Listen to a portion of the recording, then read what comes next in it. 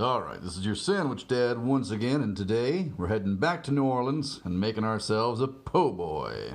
Ah yes, beautiful New Orleans.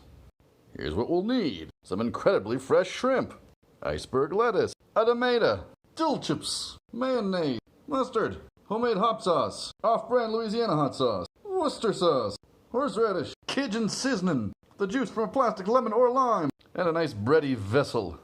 First, let's use all this crap to make our remoulade. So, mayo, mustard, horseradish, pickles, Worcestershire, 2 kinds of hot sauce, Cajun seasoning, and some lime juice. Mix and done. Let's air fry our fresh shrimp.